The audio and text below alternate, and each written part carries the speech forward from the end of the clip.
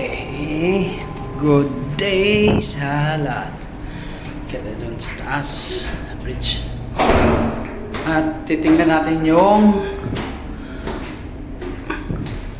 pangyayari sa labas. So, ngayon, on the way na kami sa aming paroronan. So, hindi kami matutuloy ngayon doon sa EXA. Dito kami sa South Africa. Hello, Mr. Second Mate. Busy yung idol nyo, si Mr. Second Mate. So ngayon guys, titingnan natin doon sa baba. Yan. So yung tropa ano na ngayon, start na sila ng cold washing. So lalabas tayo, titingnan natin doon sa labas yung progress ng kanilang trabaho. So today, weather forecast very cloudy. Weather forecast very cloudy. So yung hangin Viewport 5 to 6. So lakas-lakas yung hangin. Yan, makikita nyo. So may barko doon sa unahan. So yan guys. So malayo-layo siya. Going to south din yan.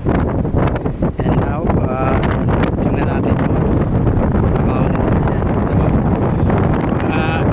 Tropa prepare for washing. Tao na doon sa baba. Yan, kita nyo. Yan na yung resulta pagkatapos ng discharging namin. So malakas yung hangin. Okay, so kung makikita nyo yung bodega malikabok. At dahil yung kargamento namin last cargo is grains. Although madali lang siya linisin compare sa mga minerals na cargo, pero siyempre pag nasa underway na yung barko, hindi rin ganun kadali dahil magalaw.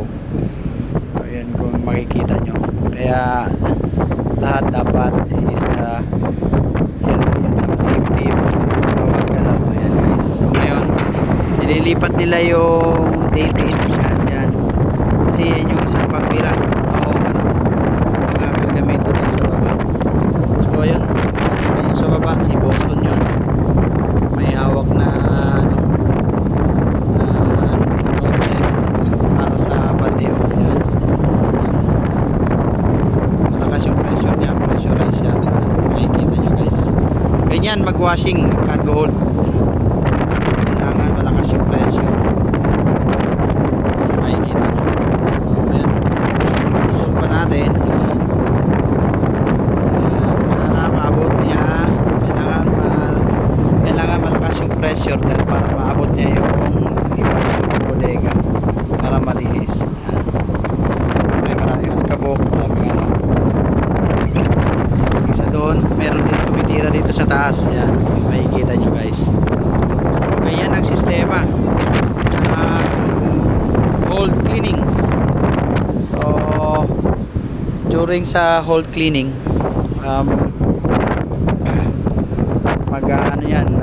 siyempre si water muna, tapos after nyan fresh water final nya, tapos yun, mga residue ng previous cargo pipick upin, lalagay sa buckets, tapos bibirahin nila.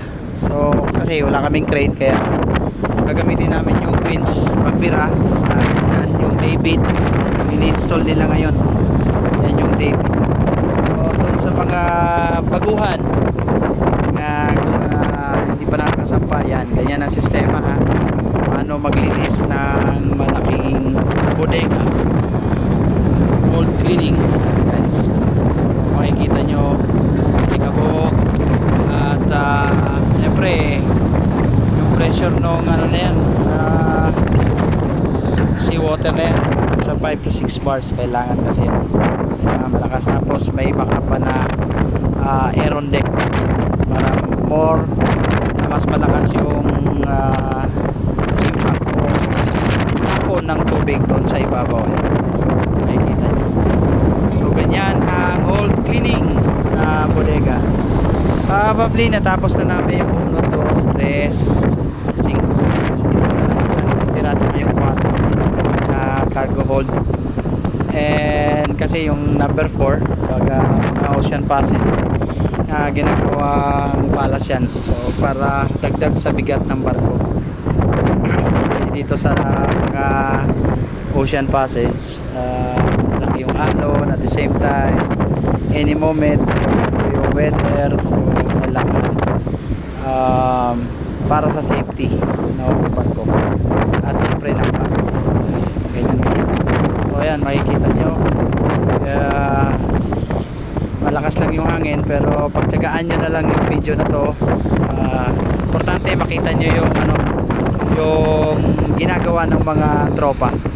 So doon sa mga bagito sa Sampa pa lang galing Inter Island, tapos punta ng international yung mga taga-deck na graduate ng BSMT. Yan, ganito yung trabaho nyo. Siyempre magsisimula muna kayo sa ratings. Yan yung mga ratings. Yan yung mga tinatawag na Marines. Kanya-kanya silang task. Kasi dapat na magtutulungan, mabilis sa trabaho. Yan yung suggest ko lagi sa kanila. Yan yung isa, baba na naman. May boson para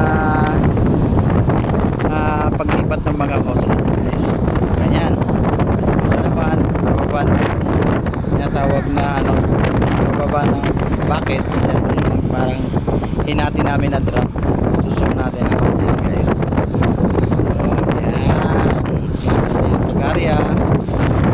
So, siyempre, yung sa taas may nagbabantay ulit. Yan. Ito naman, sa kabila, si Jerry. Ganyan ang sistema. Mas pasan ang trabaho. Kasi nga, in any moment, babago yung weather. So, ayan. Ganyan ang full cleaning process. Okay, pakita natin sa inyo.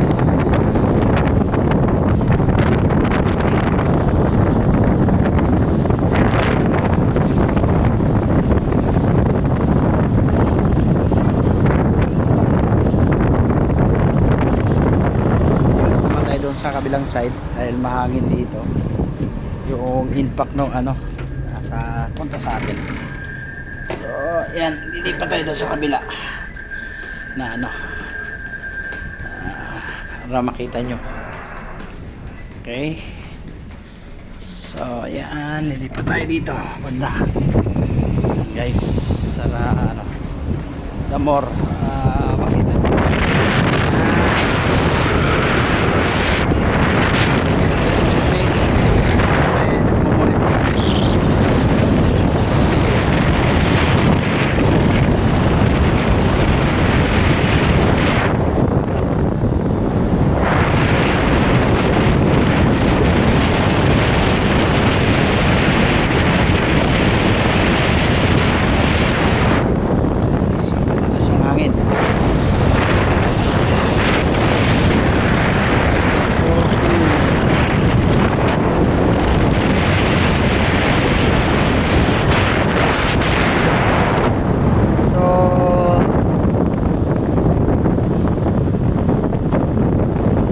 Biyahe namin malapit na lang sa hindi na kami tutuloy doon sa EXA.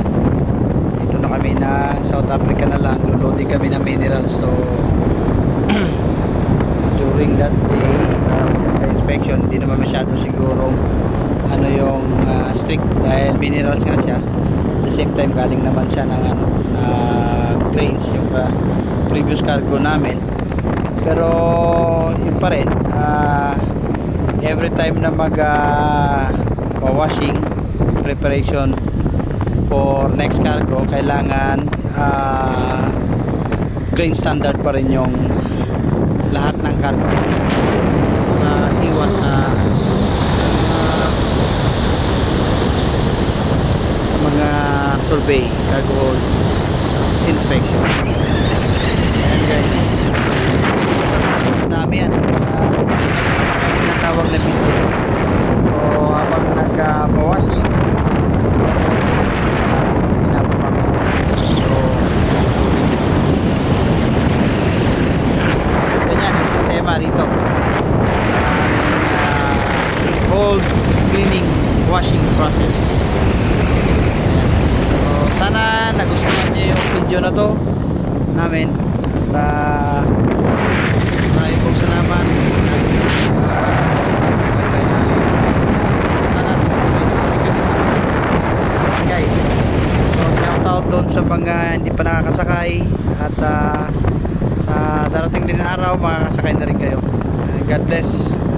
And doon sa kaibigan kong si Captain Bako, shout out. Good luck sa biyahe nyo dyan sa Australia. Tapos yung doon sa bagong training center sa Cebu.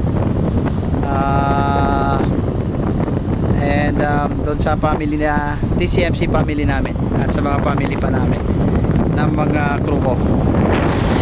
Kasama ko ngayon dito. Good luck and God bless. All power po sa inyong lahat. See you on the next video and babuch.